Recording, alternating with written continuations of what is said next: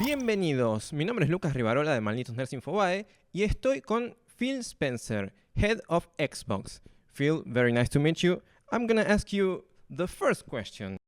At the end of the day, gaming is a luxury for everyone, and especially in Latin America, but there are things like Game Pass that helps us a lot. Cloud streaming, play day one on Game Pass. What do you think is the role of Xbox in a market like Latin America with those kinds of services? First, it's great to meet you and to get to be on. It's not often I get to talk to our fans and customers in Argentina. So thanks for that opportunity. When I think about gaming to me is hand in hand with innovation. And I want Xbox to be a platform that innovates, that brings new capabilities to console players, to PC players, to cloud players. From the beginning of Xbox, I think about the Ethernet jack in the back of the original Xbox, really bringing mainstream online gaming to console.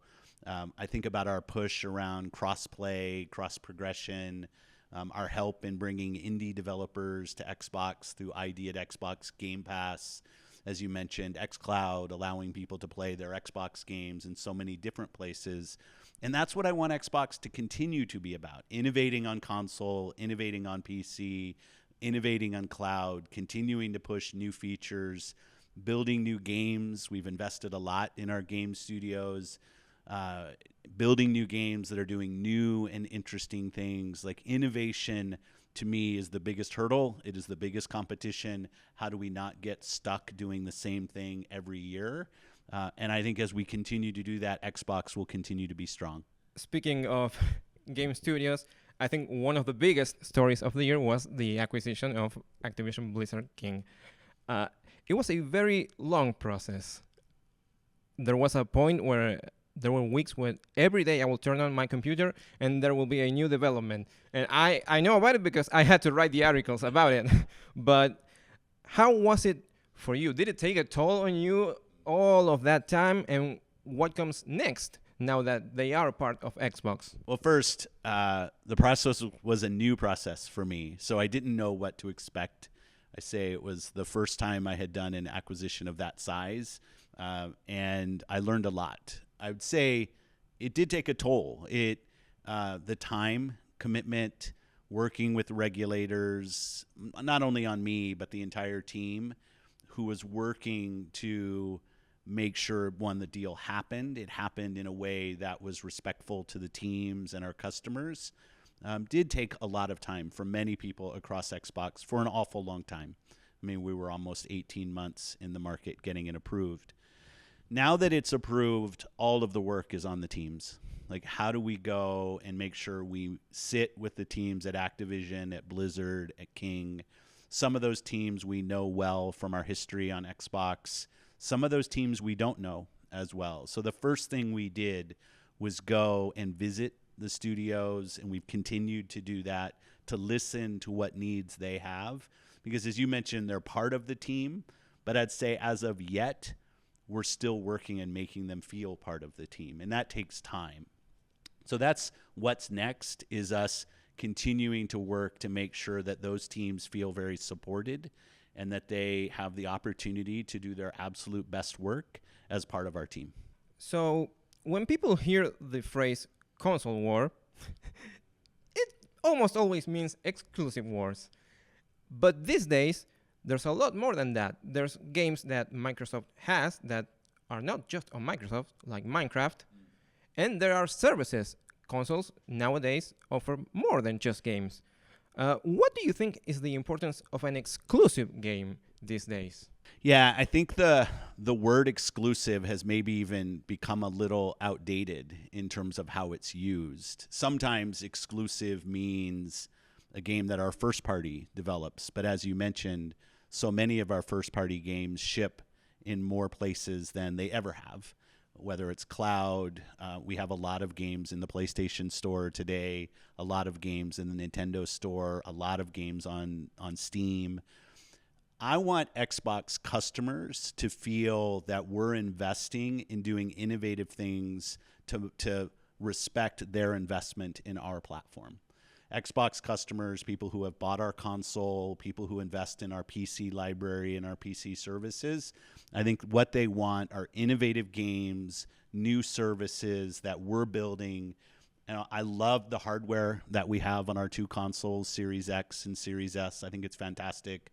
I love you've talked about Game Pass, what that stands for in the market, and the tens of millions of customers who look at that as a great way for them to find new games like Starfield coming out this year, which so many players have fallen in love with and played so many hours.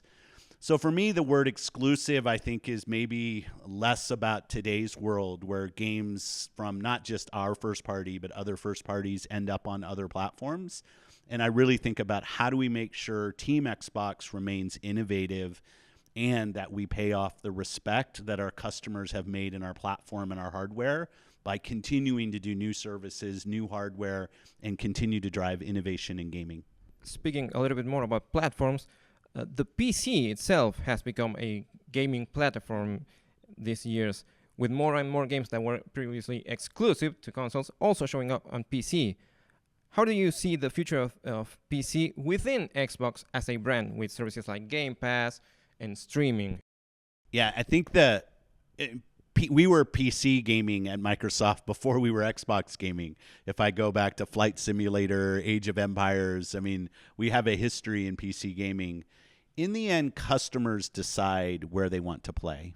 And I don't think it's our job to exclude customers from getting to play. So if you're a customer who's on PC and you say, I love playing, we want to make sure we're bringing the best that we can to that open platform. We can put Game Pass on PC. We can put our first-party games on PC. We can embrace that as part of the Xbox community and embrace other services like Steam that also exist on PC, other services like Discord in terms of some of the work we do with them, to make sure and put games in the Epic Game Store, which we've also done. I love the fact that PC is open. PC is a place where the customers get to make the decisions on what services and games that they're going to play, what stores they're going to use, and that the stores and the services earn their customers through the innovative work that they do. So I see PC as a great place for us to test and to grow. We're doing great work on cloud and bringing games from our console library to the PC via cloud streaming. We're also doing our first-party games native on PC, making them available. PC Game Pass, specifically here in Latin America, has been incredible. We added, 11 countries, I think, in the last year, seeing real good growth here in Brazil, but a lot of other countries. But in the end, the customers want to make the decision. I play mostly on console. It's where I spend most of my own time. I want that experience to be great. But customers will decide where they want to play. And we see PC as a very critical part of what it means to be Xbox. Speaking a little bit about Xbox cloud gaming itself makes it even more accessible for people and it blurs the line between what you need in terms to playing a video game. What is the long-term goal in relation to that, to not needing a console for the future? Well, I'm a big fan of consoles, so I see long history or long future in a bright future in us doing consoles, continuing to evolve our existing hardware, and also doing new hardware generations is clearly part of our plan. I mean, in fact, just last month, Sarah Bond is now the president of Xbox to ensure that we have a team that's very dedicated on hardware, platform, and services to ensure our Xbox and our hardware continues into the future. I think that's very important to me. But I also know that when you think about cloud, not everybody is going to be able to buy a console. Cloud enables people to play where they want to play with a minimal investment. I mean, one of the things we did here in Brazil is we partnered with Samsung in the the Xbox Game Pass app on Samsung TVs, and this is our #1 market for Samsung TV cloud streaming here in Brazil, where we're at CCXP right now, not in Argentina. But we see it across Latin America that cloud works for a lot of people, given their investment in their own hardware, whether it's their own PCs, whether it's their mobile phones or their tablets or their smart TVs, or streaming to their consoles, even the last generation of consoles. I think giving players choice, investing in cloud, which we're doing in a big way right now. We're adding more capacity because we've heard the feedback from people that say the queue times are too long. We're looking at our feature roadmap and thinking about things like letting you play your owned games on streaming, not just Game Pass games. Really doing a lot of work around what it's going to mean to stream PC games and when we can bring that to market. I'm very, very bullish on what cloud can mean in terms of enabling these games to be played by more people. Now, for the final question, it's been almost 10 years since you became the head of Xbox. And even longer since you've been working at Microsoft. How do you do it for all of this time? Do you have any favorite moments? Do you have any least favorite moments? Hard moments? Well, it's been an amazing journey. Some people know this, I started at Microsoft as an intern, writing code way back in the day. I never had a career plan that had me ending up in this job. I was just a guy who liked to play video games and weaseled my way into the Xbox team at some point. My most cherished moments are really times with members of the teams, when teams have tried to do really innovative things and delivered, and kind of that bet that they made on themselves and each other played out in the market. I think the hardest times are always things that impact the team in a negative way.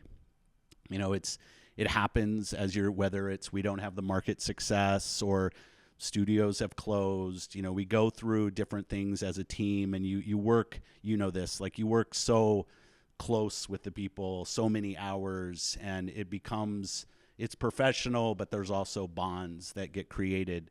I will say a highlight for me is to get to come to our fan fests. We had one last night here in our booth at CCXP, and meeting the fans and talking to them and listening to the feedback that they have. I will never take for granted that people invest in Xbox and the work that we do, and listening to their feedback and what they would love to see is a very special part of this role as well. Phil, thank you very much. It has been a great pleasure. Muchas gracias por mirar este video, gente de Malditos Nerds Infobae. Nos vemos la próxima.